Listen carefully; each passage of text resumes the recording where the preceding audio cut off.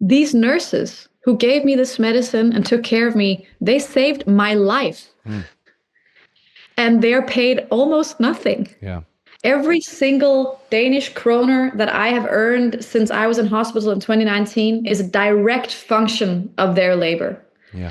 And they are paid almost nothing. I think if you tally up the week that I was in hospital, it's probably expensive. It's probably maybe 10,000, maybe 15,000 pounds for that week, all the people who were in contact with me, services I was getting. But it's my entire life. I would be dead.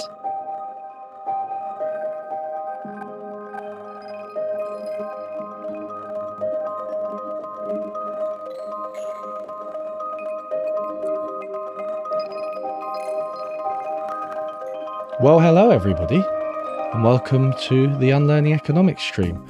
I am with Emma Holten, who is author of Deficit, How Feminist Economics Can Change Our World. Thanks so much for joining, Emma. Thank you so much for having me.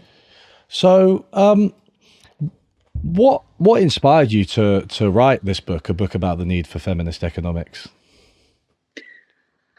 I think I'd been interested in economics for a long time and in money in all in a long time, because it seemed that no matter what type of gender questions you were working on, be it, sexual violence or inequality of income or whatever, you would always end up with money. You would always end up with the question of how do we pay for it? What can we do? And I thought, there must be some feminists who thought about money from a perspective of everybody's equal value. And that kind of opened the door for me to this whole world called feminist economics that had been a little bit dormant, but especially very active from like the 70s, 80s onwards. And it just showed me that I had the experience that you can sometimes have as a feminist, where you find some things from like the 70s or 80s and you look at it and it's like, ugh, not much has changed. Some of these things have gotten worse. So I kind of just took those ideas and ran with them. And I think for a long time I was like, this is a little bit nerdy, it's a little bit weird. But then after the COVID crisis, which had really put care and taking care of the body and the home kind of to the forefront of economic questions, I thought maybe now is the time. And I did some public talks here in Copenhagen and was really floored by kind of the interest and how many people had an experience that, I live in Denmark. We're one of the richest countries to ever exist. Yet we seem to fail on some very simple parameters of making people feel good and happy in their minds and their bodies. And I think feminist economics has an answer to why that might be. So it's good because it's like, I think you mentioned the 70s and 80s, right? And I do find with feminist economics, there isn't actually, before this book, there wasn't like an up-to-date sort of treatise and introduction to it. So this is very much that, right? Is that what you intended for it to be? Certainly, yeah. It's very intentional that it is kind of a historic view of how political economy and economics have looked at care basically from the Enlightenment up until now. And I think for me, it is a bit of a cultural history of care, like how we treated it, how have we in politics and philosophy talked about the people who take care of children, of the sick, how have we talked about the body.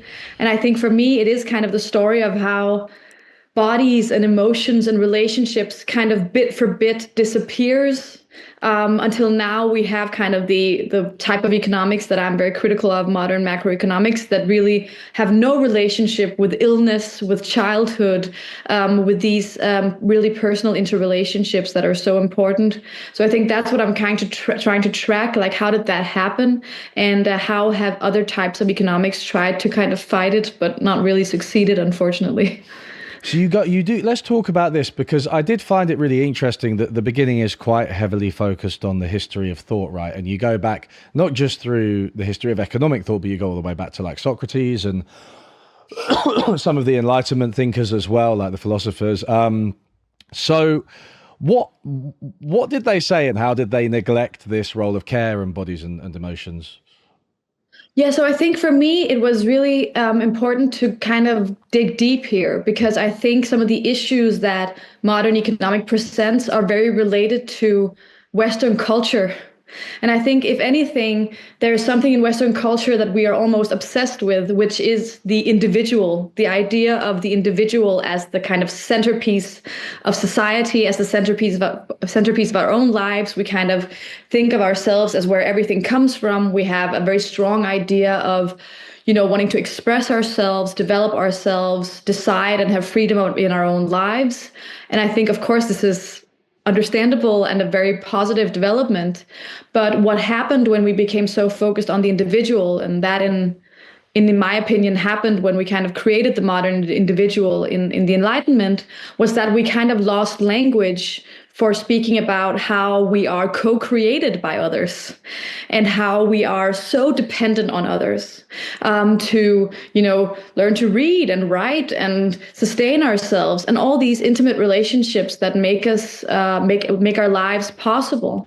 And I think this idea of the individual as the centerpiece of Western philosophy is what has really translated into economics, and what makes economics, and especially what I call established economics, so poor at describing something like a hospital and what goes on in there and the transformations that it does, because it has difficulty even understanding illness and what that means and does.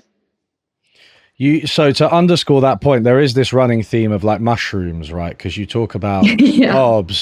Hobbes and like the idea that we sort of just sprouted from nowhere like mushrooms, right? But then you mentioned modern macroeconomics, and there isn't really any birth of people in that either. Like it's basically just, you can trace this through line of just assuming people come from nowhere, they don't really need anything.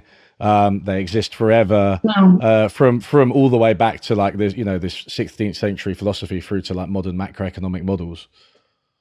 Yeah, I think what's so interesting, because I'm actually quite taken with Hobbes and Adam Smith and Locke. I think in many ways they were more engaged with kind of culture and humanity than much of modern economics is. Sure. But I think what happens, and I think what is kind of what I include in my book, which I find in many ways to be the really new thing, is that I'm very critical of what happens, to get a little bit nerdy, from the Lucas critique in economics and onwards to modern DSGE models or general equilibrium models, is that, as you say, there is no birth. There is no illness. There are no children. There's only what's called a dynastic household, which acts completely as one entity and lives for eternity. And I think that these types of models, and I think that was what became very clear to me, is that if we use these models to describe the economy and therefore also what we now would call society, we will always get a view of, or a decision-making process in politics which drastically undervalues how embodied human beings are and how important it is for us that there's taken care of our minds, that there's relationships, that there is social investment. And I think what we've been seeing now is that we look at these models as apolitical, but making models where people live forever and can never get sick is not apolitical. It certainly is a point of view. Yeah, and it also the model also assumes that unemployment is entirely voluntary, right, as well. And as you point out, it's not you're either working or you're for wages or you're not, right? And those are the two states, and you just choose between those. And it almost, I mean, I'm sure you can put it better than me, but when I juxtapose that vision with like everything you say about care, it just kind of blows my mind, because I'm like, how can you possibly just ignore all of the considerations that you talk about? It's crazy. Yeah, and I think this is why we need to go deep, right, and understand, because when a person like me, I'm not trained in economics, I'm a cultural historian, so I have a master's degree in cultural history. Right. When you look at something like the concept of general equilibrium or a general equilibrium model, it is not something that has a very close relationship with empirical reality. And I think if that's not the case, then we must look at it, and that's how I look at it, as a cultural artifact, as a cultural construct. that stems from a psychological desire to describe the world in a certain way, a cultural inheritance, certain traditions.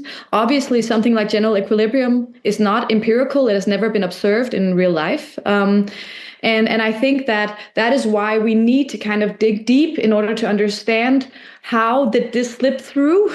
How did these types of models and this type of way of looking at the world, why did it become so powerful when it is in many ways it is quite divorced from embodied reality? And I think that's where kind of my training in feminism becomes useful, because feminism is the study of power. And I'm interested in, and I think my book is very much about, why do we think that numbers never lie? Yeah. Why do we think that a science that uses numbers and quantitative methods is more true than a science that uses qualitative methods? And I think so much of the power of economics has to do with this discursive power that that numbers have in our society, and graphs have in our society. That we think that people who use graphs, they're the smartest people in the room at all times, who knows the most about everything.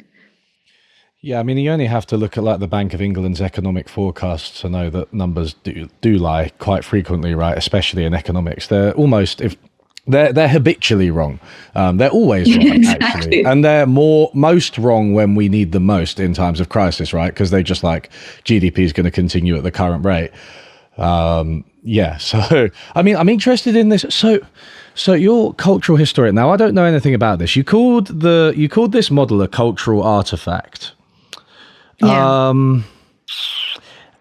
And you mentioned power. So for someone with your background, would you interpret the dominance of that model, especially in the late 20th century, and its persistence, as a kind of statement or like an aspiration for a kind of world, like an assertion of values, if you know what I mean, right? Through the neglect of this care work and everything, and through the elevation of numbers and rational man and stuff, do you think that that's like, it's kind of like a wish, an aim for the people who use it, of the type of world they'd like to see? Does that make any sense, what I've just said? Yeah, sure. I totally follow. I think for me, there are kind of two drivers at play, and I underplay one and I overplay another. And the first one, the one that I underplay it because it has been quite richly described, which of course is the power of lobbying and market and capital interests in shaping economics. I mention it some places, but what we typically call neoliberalism, right?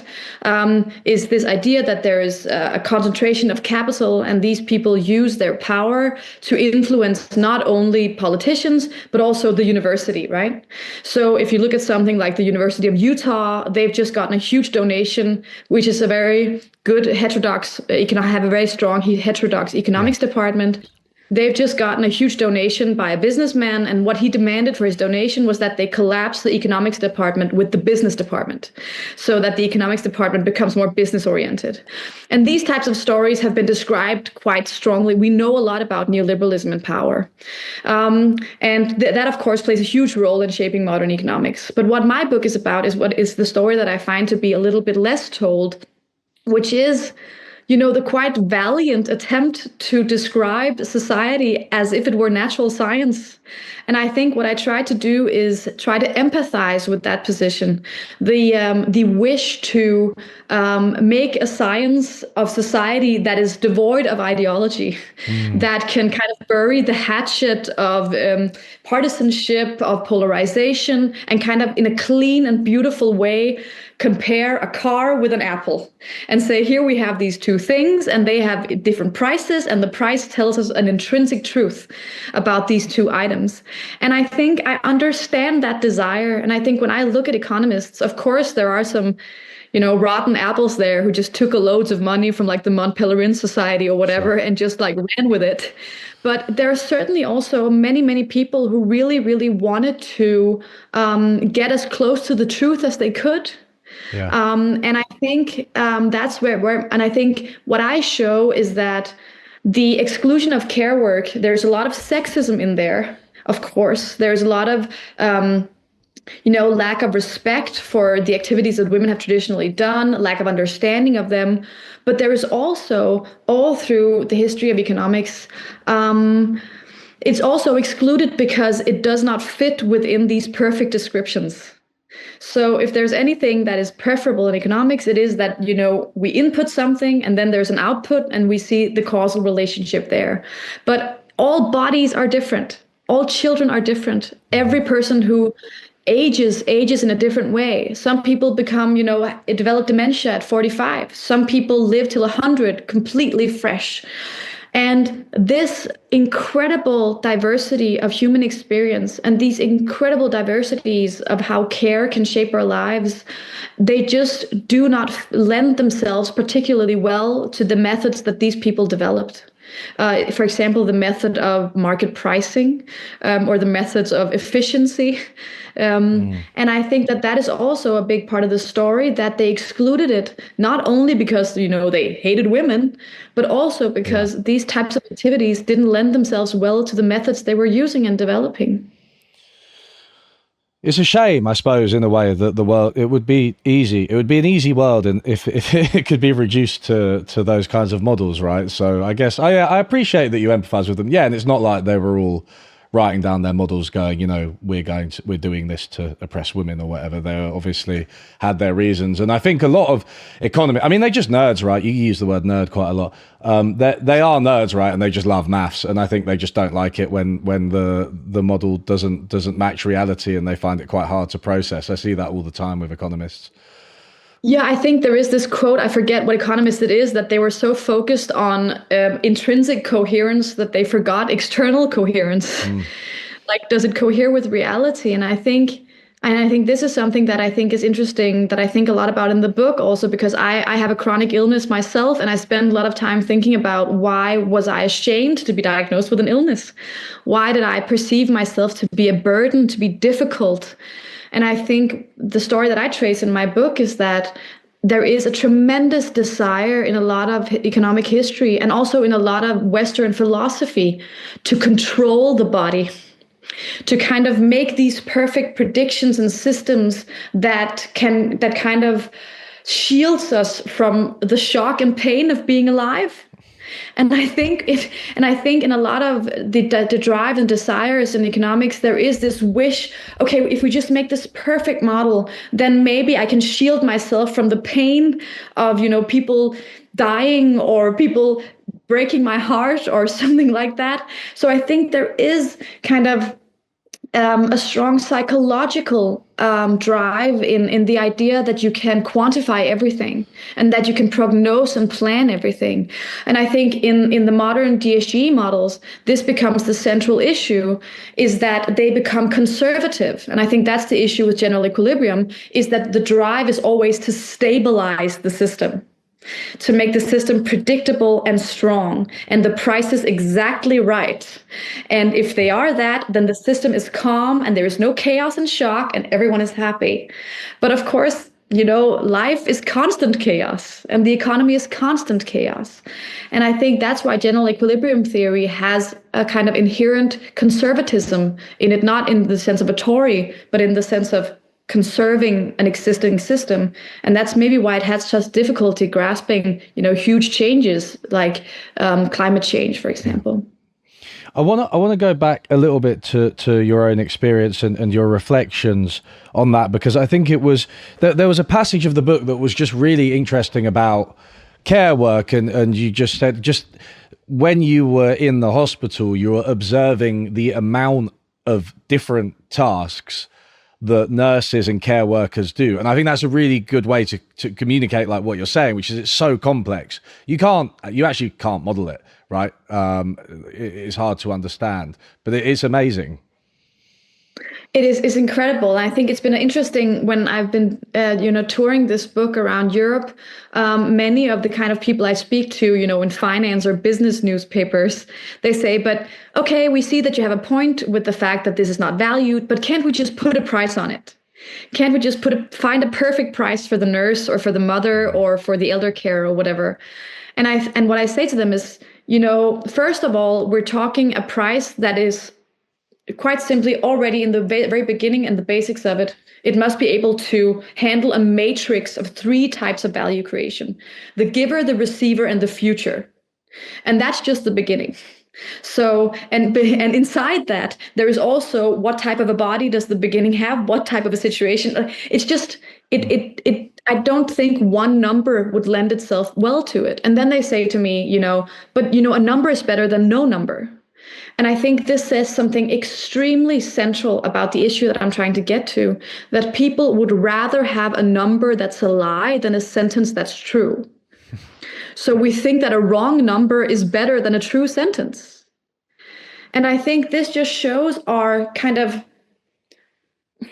almost religious relationship with numbers as the preeminent descriptor of the world. That if something cannot be grasped by a price, then it's almost as if it doesn't exist, right? And I think this has been very clear for me in the care crisis, also in the climate crisis, that there are very concrete, empirical, true things that are happening, that we're observing with our eyes, and with biology and sociology, these things are happening.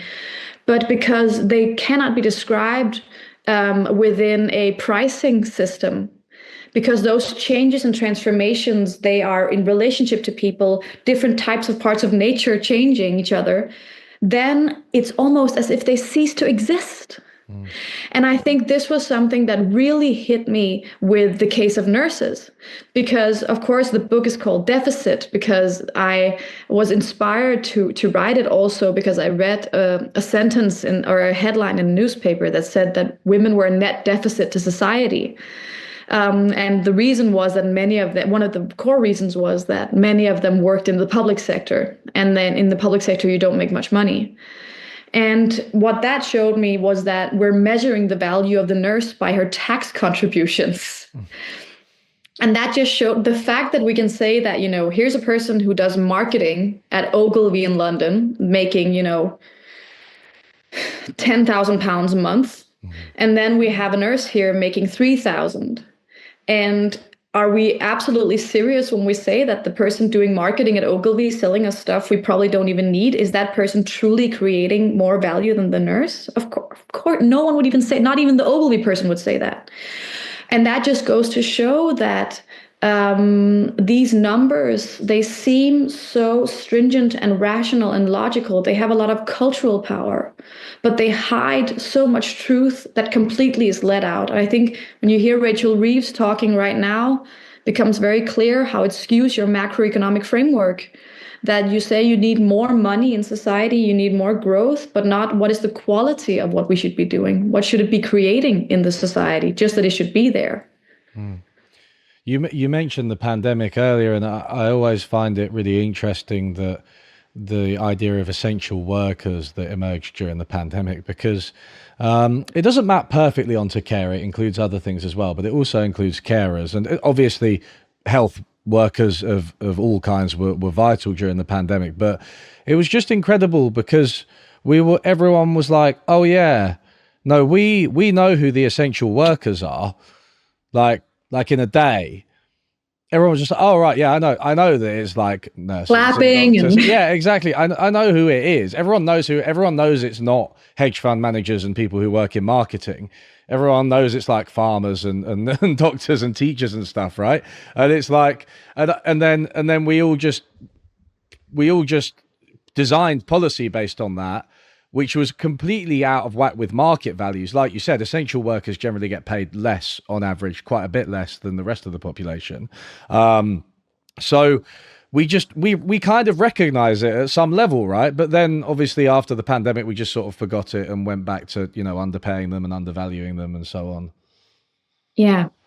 And I think this is maybe where I think there are two extremely important points to this, that for me, the way that economics has an over-reliance on prices, the way that it does that, and maybe one of the reasons that it does that is that it equalizes everything, right? Everything becomes, interchangeable, commensurable with something else. So, here's a psychology here's, an autistic kid getting 1 hour of us speaking to a psychologist for £100, and here's a bottle of wine at an expensive restaurant for £100. Those two things, suddenly they become the same. And I think that really, and I think that's really the issue, is that it obscures our ability to even speak about the quality of spending. Because everything that we save or use, it's just, the interesting thing is how much we've saved or used. But how much something costs is actually not that interesting. Yeah. What is interesting is what it does. What does it transform? What does it create? And I think that that's what's been completely omitted from the conversation. And I think to your second point is that we forgot the importance of the essential workers. I think what happened there, and I think where my book kind of ends up, is that, the undervaluing of care workers and the subsequent and related undervaluing of women's contributions to the economy, it's a feature, it's not a bug. Right now, we're getting care extremely cheaply. The private sector is getting labor power very, very cheaply compared to the complexity of the work, compared to the hardship of the work, what it really demands, both paid and unpaid. They're paying very little to getting. And they're getting a lot. So I think this is where the relationship with nature becomes really apparent, right? That the cheapening of care and the cheapening of nature are both a necessary condition for the functioning of the profit rates that we're seeing. So if they were to pay something like, the intrinsic value of what these things were actually worth, getting a profit out of the market would be very, very difficult. So the idea that we're all entering the market on equal terms and that we can all get equal in this market is maybe a little bit of a fantasy, because it demands a constant supply of cheap care and cheap nature. That's really well put. Yeah, there are studies on this, aren't there? That it's just like if you even if you just value nature or just care, it's like most companies just become unprofitable, right? It's not exactly. It's pretty straightforward. And I think we're seeing this with the care crisis in the UK and all over Europe, in that as soon as, white middle class UK women kind of go up the market ladder, start making more money, getting a longer education, they stop taking these jobs, right? Because these jobs are built for people who have very little bargaining power, who have very little cultural power, and who have very little power to kind of fight against exploitation. And then we import groups of women who are cheaper, women from the global south, women who are poorer, women with shorter educations. And I think that this just goes to show that there is a constant desire within the structure of the economy for cheap carers. And as soon as women gain in power, this has happened in Denmark as well, we get long educations, then we don't want to do it anymore. Because as soon as you get power, you realize that the way these jobs are structured is not just, and is not, and that the salaries does not reflect the extreme complexity of the work and what the work demands bodily of you in terms of time. And I think it's a great shame, because I've had the great fortune to speak to people who work in care, and many of these people, they love their jobs. They just hate the circumstances. They hate the way that the job is structured. They hate the way that there are so few resources, but they love working with people. So we're also denying our economy what could be fantastic ways of working by kind of starving this part of the economy.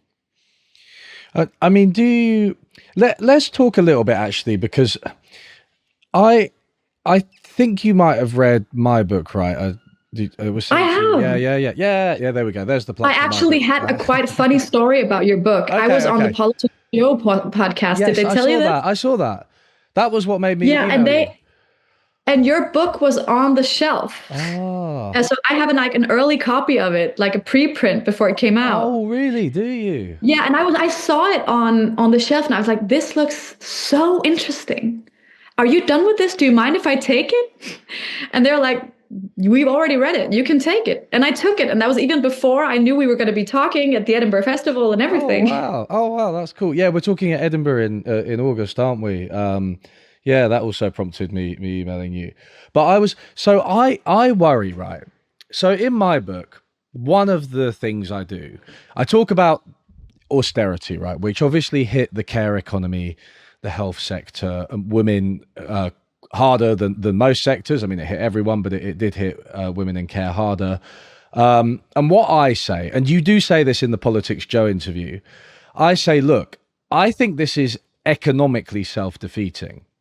Right, that's Yeah. like the angle I take. I say, look, you can cut money for the NHS now, but then like people will get less healthcare now, and then their health problems will get worse down the line, and it will cost you more.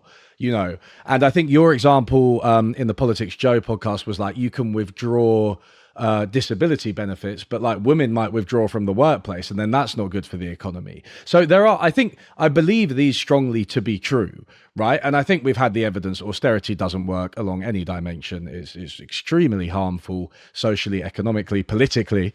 But I guess. Is this falling victim to the same trap that you're talking about, right? Oh, yeah, that's the question. Yeah, like, is this unwise and why? Yeah, so I think that the Politics Joe had a headline with my when I was there where they said why disability benefits are good for growth, and I was like, oh, I are like why, and I was like, oh, I think it's true, but it was also a bit of a knife in the heart, right? Yeah. Because I was like, oh, the goal of the economy should not only be growth, it should be quality of life, blah blah, all this. But I think we need to also, from a communications perspective, but I think also in terms of having, or what I've tried to do in my book is to also have a messaging in a book that appeals widely to people across the political spectrum. That was super important to me, and to say, okay, if your goal is that we get richer, and you want us to be able to consume more and you want us to do all that, even if that's your goal, it's not mine, but even if that's your goal, cutting disability benefits is stupid. It does not achieve that. But if, like, my goal is that we, take into account the climate crisis, the biodiversity crisis, and the care crisis all on top of each other and look at them as interrelated, maybe working a little bit less, resting more, all these types of things. If we have this as a long-term goal, then we also need to start to be able to talk about the value of care. So I think we can try to kind of speak out of the both. In Denmark, we can say speak out of the both sides of our mouth. Do you have this? Yeah, we say that, yeah. Okay, you say that. So I think I say this in the book actually, that these, and I think I say it in the section about these public models, that they fail even on their own terms. Yes. Even on what they want to desire, which is to expand and grow the economy, stimulate production, these types of things, that is their stated goal. They fail on those terms as well. But I think that what I'm talking about long term is how can we, and I feel your book going in the same direction also in the end, especially, is that we must try to embrace and talk about what decommodification can do, right? How can we not have a way of looking at the economy where we have such an over reliance on and trust in the market being able to do everything itself? How can we regain a confidence in statecraft in a way? And I think this is something really interesting that's happening in macroeconomics right now, is that we're seeing this return of industrial policy in some sorts of ways, right? Especially because of China being so successful now, also Germany are kind of like pulling away.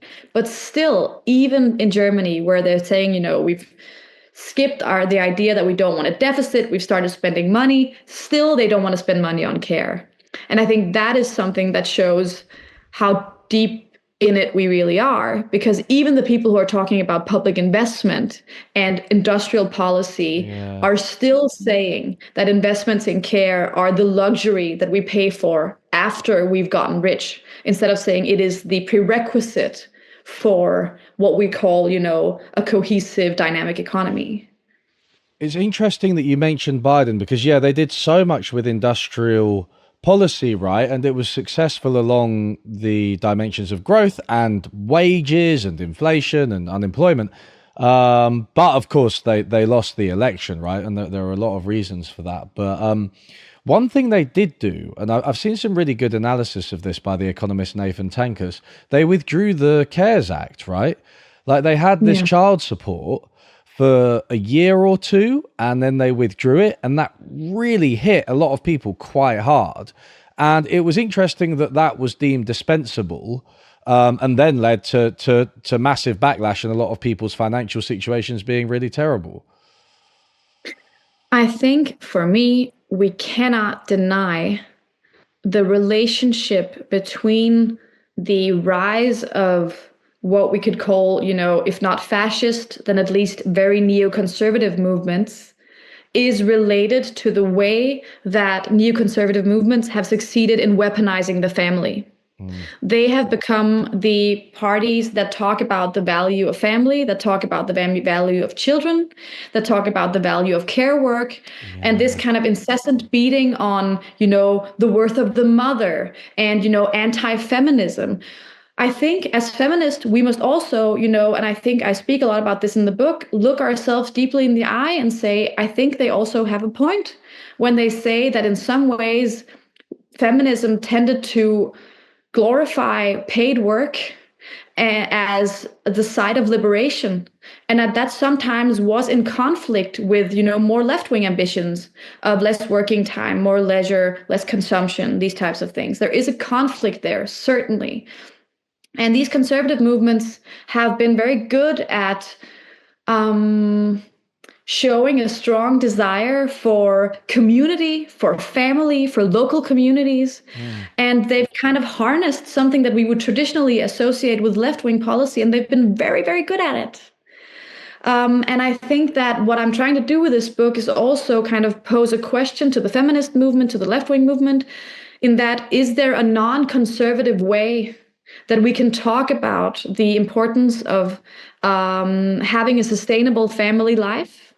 Of having, time for local communities, local support, collective endeavors in your small town, all these types of things, without it becoming, a rallying cry for women to stop working, or for an extremely unequal distribution of the unpaid care work. And I think this is something is kind of a paradox and a needle we really need to thread in our movement, because neoconservative movements have right now, I think in many ways, a little bit won the battle of who is protecting families.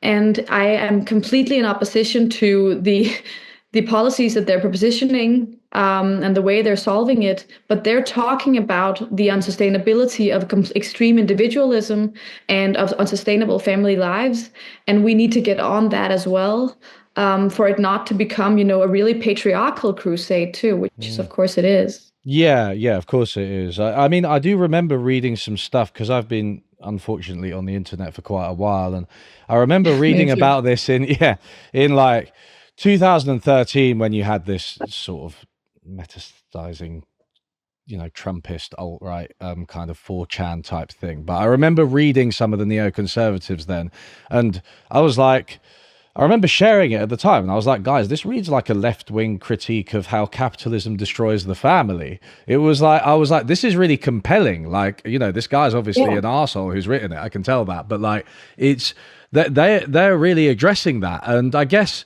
I don't know. I mean, maybe there's just some confusion on the left about whether we want women in the workplace or women in the family, and like we're kind where do you want these women to go? Where do we put them? Yeah, exactly. Like it feels like we don't really know what case we're making about this sometimes, right? But it's like no matter where the woman is, and someone is saying, "What the hell are you doing here?" Like you can't really win. Yeah, that's true. Yeah. And I think you're exactly right. And I think that for a long time, economics, or kind of what I call, established economics, you call neoclassical economics. Yeah, established economics. Sorry, could I just it's a really good term, because I think it's also, it's about like government economics as well, and like the prevailing economics. So yeah, sorry to interrupt, but I just thought of that. So I love that term. I decided to not go with mainstream and neoclassical because for me, obviously, the way the economics that I criticize and the ideas are also very culturally powerful. Mm. So that's why they're established. And that's why they're so difficult to fight. But I think established economic ideas and feminism, since at least, the end of the 60s, have had kind of an holy/unholy alliance where, we all wanted women to work, feminists because we wanted freedom for women, and economists because they wanted increased productivity and supply of labor. Mm. And I think the question that my book asks is, what would happen if we were to ask ourselves, could it end of the 60s for men's lives to mimic women's lives? What type of a society could that lead to?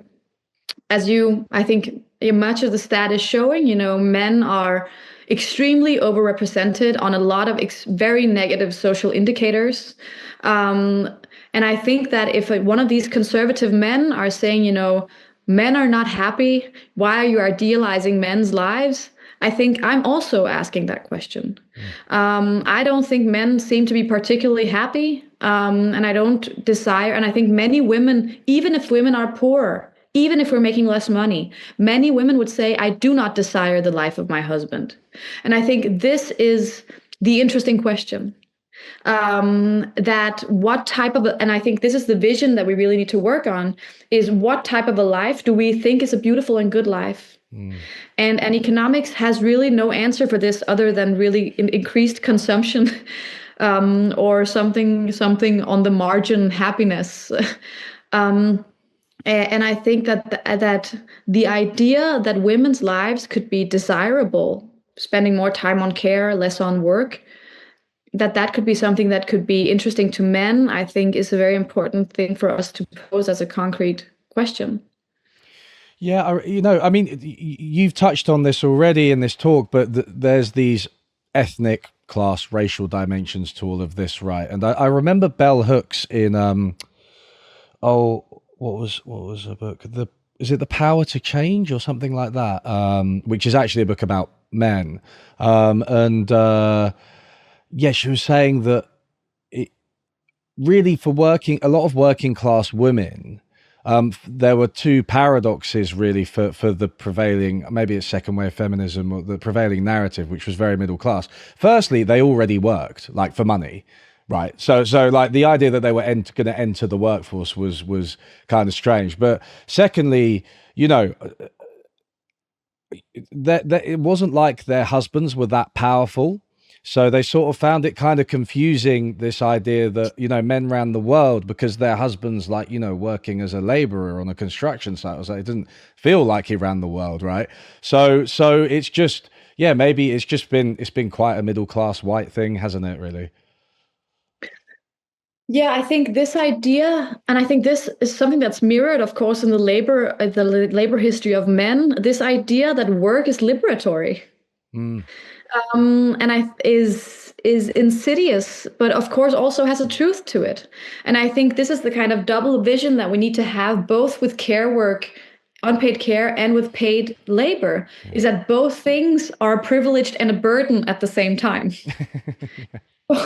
Both things are amazing and are the things that make life realizable and possible for you, but both things can kill you and exploit you and oppress you. And I think it is the balance between those things that we should try to strive for. And I think in that case, I think many women have a life that is more balanced than many men.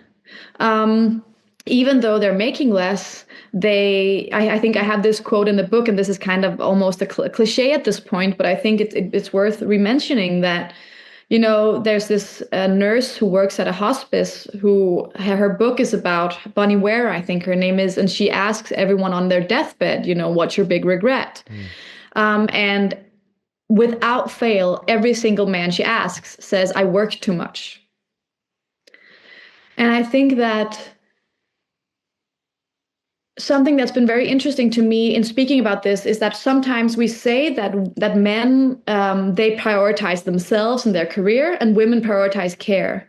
And I think this is sometimes the case, but I also think sometimes we need to understand that men perceive their salaried work to be care work. It is something they are doing for their families. So they're not sitting there 50 hours a week because, it gives them, a sense of power or accomplishment. They're thinking about, will there be new football boots? Will there maybe be a trip to Mallorca this summer? Will there be a nice apartment and a house? That's what's in their mind. And I think that we're often, to a big degree, misrepresenting fathers in this story in saying that you're working and that means that you're not prioritizing your family. I don't think that's true. And I think that as soon as you start looking at it in that way, suddenly fighting for men's right to care gets a different view, right? But if we're talking about women's lives as doing unpaid care as oppressive and violent, then we're not seeing that they're actually also gaining something. And I think that's a very important point in my book, that the idea that my point is not that women are losers and men are winners. My point is that women are winning in many cases in quality of life, and losing economically, and men are losing on quality of life and winning economically. And I get it's just a big reconceptualization of care, right? I mean, what you just said then epitomizes it. It's like, yeah, you can be earning money in the traditional established economy, but that you're doing that as an act of care, right? And then you just realize that, so much stuff is care. I mean, even a lot of what goes on at work is care, right? And I think, just, taking care of like the workplace, like taking care of your colleagues and things like that. And it is just basically the foundation of everything, isn't it, really? Yeah, it's the work that makes all other work possible, right? Yeah. But it's also very joyful. And I think that one of the points in my book, and I think one of the reasons that economics struggles so much with care, is that economics is structured around the idea of scarce resources. So if I have my book and I give it to you, I no longer have it, right? But the thing with care is that it expands. So if I take care of a friend of mine who's just been broken up with, and I care for her, and we have a big glass of wine and I help her, that also helps me. That also makes me feel loved. That also makes me feel that there is a need for me in this world and that I can bring joy to others. So care in the strictest sense is not a scarce resource. It is a resource that expands as it is consumed. And that's what makes it so slippery and unmodelable, because it does not it does not lend itself well to a framework that is built on the idea of I have one and I give it to you and then I have one less. Yeah. It's if you care for somebody as well, they're like, they will reciprocate, right? And it's just like a series of relationships. Yeah, and they'll reciprocate down to someone else. So if I help my friend in her divorce and it helps her mood, her children will benefit from that. They'll feel better. And I think this is the chain, right? And I think what I show in my book is that in the workplace, in the home, in the state, because care work is so undervalued systemically, we're seeing less and less of it. So less, and we're suffering from that, not only because we are receiving less care, that is certainly a big part of it, but also because the space for us to perform care is shrinking. So for example, in the chapter I have in the book on the workplace, we're seeing how people who perform care in the workplace get punished for it. So if you, for example, spend time on doing the Christmas party or asking people how they're doing after the surgery, or, you're the person who remembers the names of everyone's children, we actually have concrete evidence that you get punished for doing those types of activities in the workplace.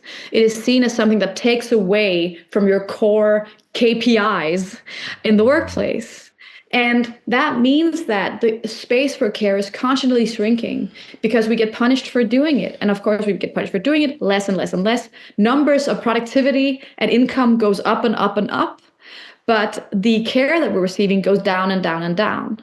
And I think that is the kind of central paradox of this book, is that we're getting richer, but it doesn't feel better. And I think this is the case. Of course, it becomes even more prescient in a country like the UK that also is struggling a lot on traditional economic indicators. But in Denmark, one of the richest countries to ever exist, we have extreme wealth going up and up and up and up, yet every central social indicator, loneliness, happiness, stress, are all increasing. So we're seeing every social indicator is getting worse. And I think that that should tell us something about the things that we call riches. What is it actually that made countries happy? Was it the amount of money, or was it the way we spent the money?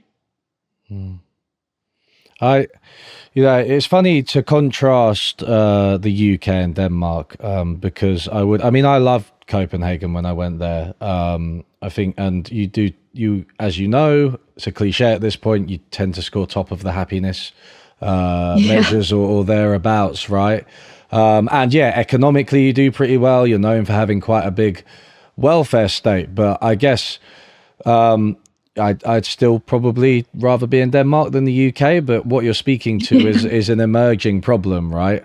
What do you see as the end game of this process of care being devalued and the established economy being valued? Where do you see it going? Does it go towards just fascism? I mean, is that it? I think so. I think when the social fabric of a society starts to come apart, that is something that happens, I think, in my opinion, because of distrust of the state, distrust of your neighbors, distrust of your co-citizens. And I have a statistic in my book that shows a direct relationship between cuts to social spending and increased political polarization. Those things go together. And what we've been seeing all over Europe, including in the UK since the mid-'80s, was not only a political sea change in terms of what politicians were in power.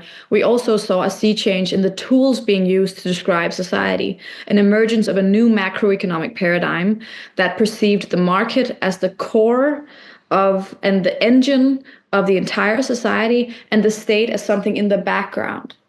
And I think we've had so many really good discussions and books about Thatcher and Reagan and all that.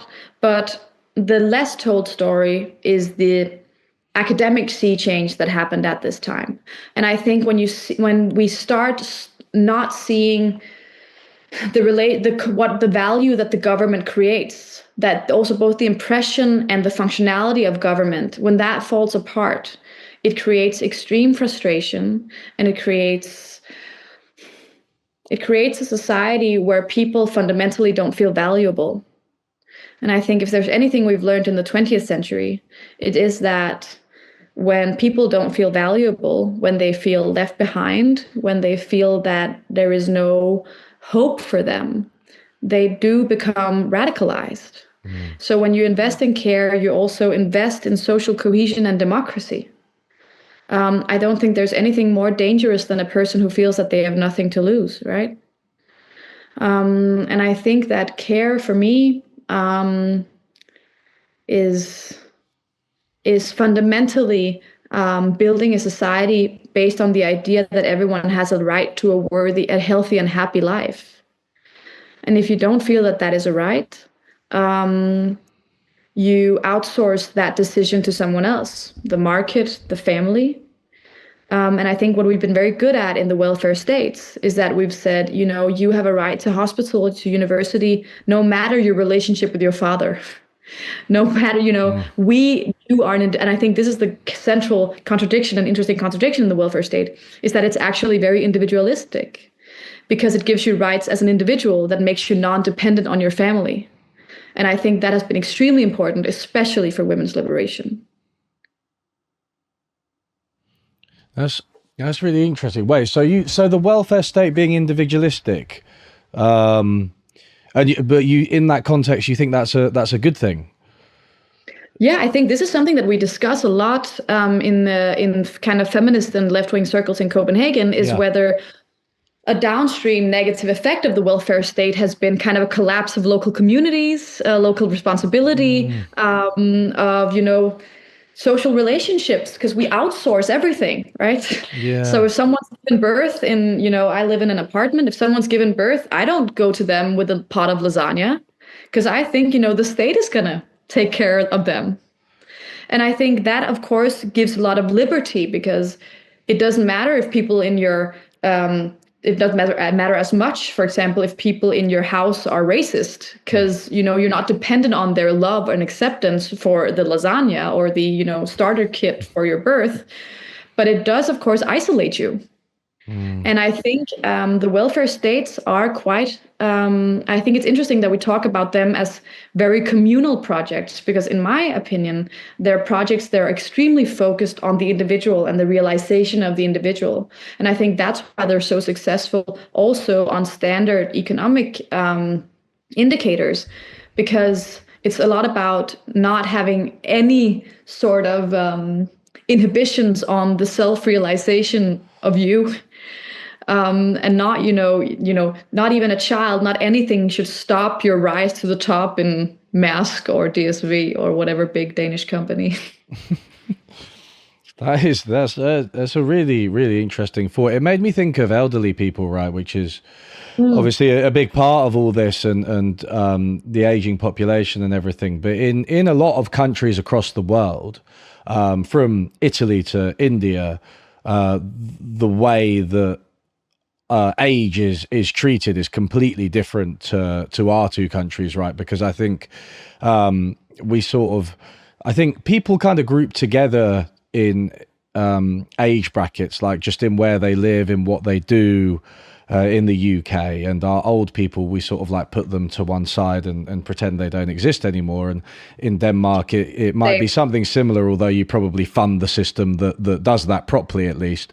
But like in somewhere like Italy or India, it's like they're in the house, right? They're part of the house, and they're like, they're with their grandchildren or great grandchildren, right?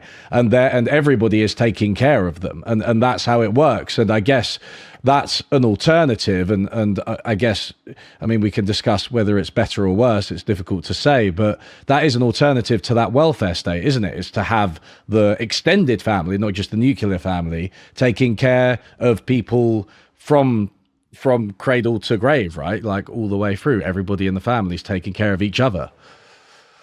Yeah, I think certainly this is one of the core paradoxes of care work, right? That in some of the places in the world where we have the closest relationship between elderly people and the family is also some of the places in the world that has the lowest labor participation for women. Because obviously that is where the women are at. They're taking care of the family. And I think that this is the question we must ask ourselves. What do we think that liberation is? And I think that, and I have a whole chapter in the book called "Freedom for Whom," because in our perception of freedom, we have had this idea that freedom is my self-realization, right? It's no inhibitions to me being able to do exactly what I want. Whereas in care, you would say maybe my freedom is my freedom to care for others. And I think I muse quite a lot and think about a lot also just personally. Why do I perceive caring for others as an inhibition to my freedom? Why do I see labor as something? Because you're always inhibited by something, right? There's always someone who is deciding what you should be a slave to. Why would I prefer to be a slave to my boss than my grandmother? Yeah. And I think I'm not necessarily saying that I prefer the other one. I think as a feminist and just as a woman in this world, I'm acutely aware of how incredibly dangerous it is for women not to have their own money. We cannot go back to a society where women could not provide for themselves and leave a violent relationship, for example. But we could ask ourselves, if we maintained women's care work hours and lessened men's paid labor hours, what could that change, for example, for elderly people in the UK and Denmark, for example? That would increase the number. In Denmark, women work in the house 1 hour more every day, all year round. So that would be 1 hour a day more of labor time in the house for the man. Could that create? What would that mean for elderly people in the family, for example? And I think these are the types of transformations we need to be considering. Because right now, when we're talking about the 4-day work week, for example, we're only talking about in established politics, what would we lose? What would we no longer have? We're not talking about what type of value creation could this create. And I think that is because, as we have this very narrow understanding of what wealth is, and what people really desire. And I think that what we're seeing now, maybe especially in America, is that America is a country that is tremendously rich in consumption. Americans have a lot of money, but they don't seem particularly pleased with their lives. The understatement of the century. There seems to be a lot of anger there, also among people who are very well off. And I think that shows a kind of a lack of something that I think economists and politicians alike have underestimated, that increased consumption does not compensate for the frustration of having a disabled child that is not getting what they need. Like you cannot buy yourself out of that sorrow. And I think that is the kind of question I'm trying to raise with my book, is that how do we create a language that is as powerful as the language of price to represent what care means to us? Yeah, it is. It is the task, isn't it? Because you can, you end up like we said earlier, right? Sometimes you end up going back to price, and you're like, no, this will be bad for the economy, and it's like, that's good, that's fine as a strategic argument, and it's true. But it's like, how do we really, communicate this? And I think that's where I go kind of all out in my book, is that instead of saying, okay, there are these things that have prices and we know something about their inherent truth through this price, and then there are unpriced things. I say, oh, that's not the case. The price of, a car does not tell us anything about the value of the car either. The price of a Louis Vuitton bag does not tell us about the value of that either. It tells us the price, which is certainly interesting. It could tell us some things, but it does not send us a signal about this product's relationship to all of society. And I think that is why I'm fundamentally critical of the marginalists, and I think that is why they play quite a central role in the book. Even though it's very nerdy to talk about them, I thought it was very important to kind of learn people about the cultural history of price. This idea that prices are a result of every one of us looking at every product and deciding, do I want this or not? Not everyone is in a relationship with every product. Yeah. And some products exist in a sphere where most of us never act, and some products are extremely important, like a milk or a loaf of bread. And I think we must completely abandon the idea that the price is the most important thing about a product or a service. It simply does not tell us what we need to know, which is the journey, the resources used, and the transformations done by a service or a product. And I think this is the difficult kind of, and I think this is where the cultural history comes in, right? This is where we have a linguistic challenge in how do we make sure as a movement of transforming the economy that we speak with a common voice about value and about what we desire. What, on the topic of price, what I saw just today on social media was that, the genetic screening website 23andMe, they're now selling people's DNA data for $17. Wow, and it's who funny. could have predicted that would happen? Yeah. That was where it was going, wasn't it? But I just thought, because obviously I was like writing, I was reading your book and writing questions about it today as well, and I thought, $17 for DNA. I was like, well, that is the basis of all life as we know it. So it would be absurd to say that the price is the value of it, right? The value of like my DNA to me is infinite, right? So it's just clearly price deviates from what actual value is in huge and almost immeasurable ways.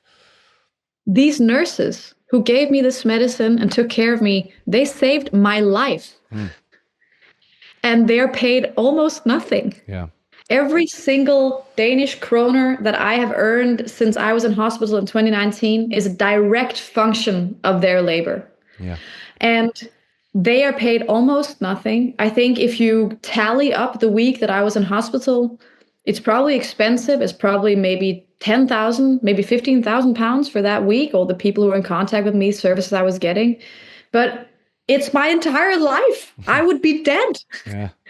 And I think and I think this is the kind of central, and I think this is why we need to look at it from a cultural perspective, to ask ourselves, how did we even get here? How could serious people, and still serious people today, be sitting and thinking about pricing as a way to value? Like, it is just, and I think it's environmental economics, as I use as an argument in the book as well, sitting and thinking, how much is this frog worth? Adrian Buller has written a fantastic book called The Value of a Whale that's about pricing and nature.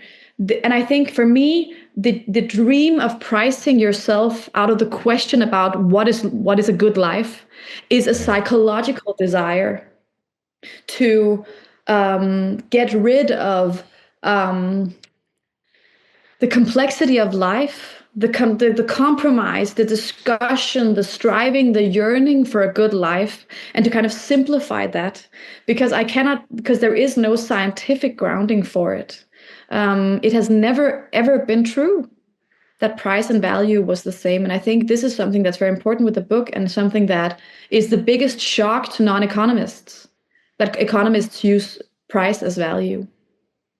Yeah, absolutely. It's when you really delve into it like this, it is just absolutely absurd, right? And I don't know, maybe it works for like a rocking horse. I don't know, but like maybe not. Maybe, but like for most things that really matter, right? It doesn't. Let me ask you. So my final question is a big one. So you you let slip to me that you were unsure about having the word feminist in the title, and then I proceeded to put it in the title of the live stream, and it attracted all sorts of weirdos, as you would expect. But also some of you are okay, chat, so don't worry. But we banned the weirdos. We banned the weirdos from the chat. But what I want to ask you is not about feminism, but about capitalism, because this book doesn't frame itself as a radical critique of capitalism, but it feels like one. I think, yeah, you get the vibe. I think it's difficult to kind of suppress it. But I think what I'm very skeptical of in this book, and what I say quite clearly, is that a science that assumes that the market is able to, in a meaningful way, distribute resources in a just manner is not empirically scientifically true. And I think in that way, it is a book that is fundamentally skeptical towards the market. And I think what I say in this book is that the way that markets function are not as if it were a natural resource or a naturally functioning system. And I think this is the big danger. And I think I spent quite a lot of time in this book, is that this idea that we can study the market as if it was astronomy, or as if it was the rising tides, that is the fundamental mistake. Markets are cultural. They are extremely marred and affected by tradition and gender and emotions and anger and chaos and instability. I think the idea that the goal of the economic science is to stabilize a naturally functioning system, that is the issue that I'm attacking. Instead, I would say that the economy is an evolutionary system, that, it had a shape at one time. Can you hear me? Okay, great. Yeah. it had shape at I was one time. completely still. Maybe is that what you were? You were extremely still. I thought you were frozen. The idea that the economy always should be stabilized completely misses the point that, of course, as we reach new stages of technological capability, of bodily capability, of educational capability, our desires and the goal of society can change. And I think that I see it as an evolutionary system. I think it was Max Weber who said that the economy is so transferable that as soon as we understand it, it's already changed and our knowledge is useless. And I think that reaching the amount of wealth that we have in our part of the world, the amount of resources that are at our that are disposable to us, it should lead us to pose new questions about what a good life is. And I think that is fundamentally very critical. I would say capitalism is what it is. It does what it does. It has always done the same thing. It concentrates power, it concentrates capital, it redistributes in different types of ways, and it devalues care. It does all these things. You cannot fault it for that. What we can ask is do we want that to be the rules by which we structure our entire lives? And I don't think it is good at that. But that depends what society you want. I want a society with a lot of rest, less consumption, more time for one another. I would rather have 3 hours to have beers with friends than, go shopping. But that is a political opinion. And I think the central quest of my book is to say there is no such thing as anything that is optimal economically. Every economic policy has wins and losses, and you cannot say from a bureaucratic position that something is optimal. So when a politician says to you, I want to improve the economy, we should be extremely suspicious, and we should ask for who? For what end? To do what? Improving the economy means nothing. In Denmark, when we did the welfare state, we worsened the economy for rich people. Yeah. That seems like a really good place to end. Yeah, that's no, it's very inspirational.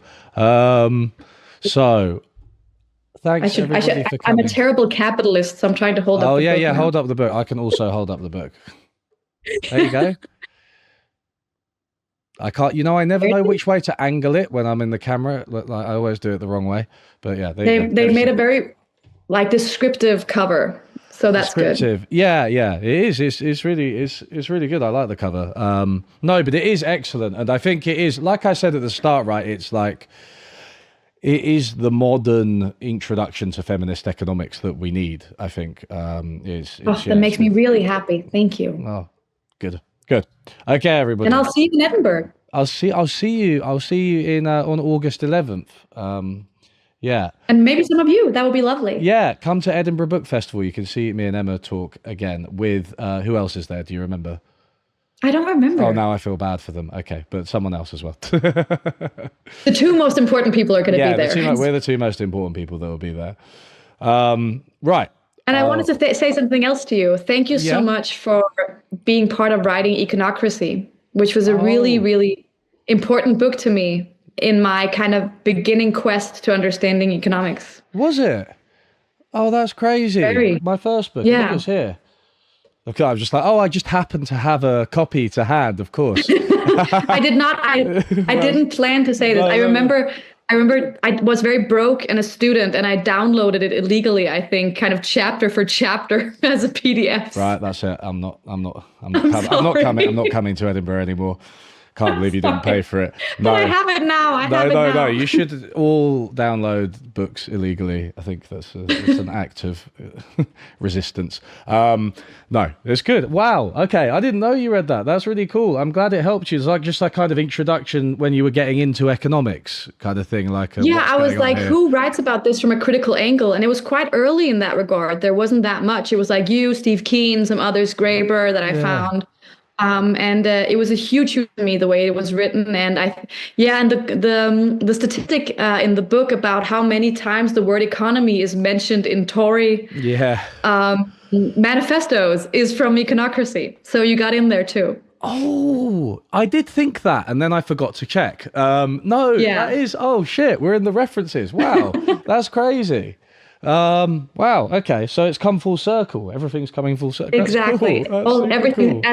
as it is with care, everything's connected. It is. It is. We couldn't have planned this better. That's what I'm saying. Serendipity. Yeah. Yeah. Exactly. Exactly. Okay. So, Emma, I will speak to you in August. And so, thanks so much. It's been really, really good. Thank you so much, and talk soon.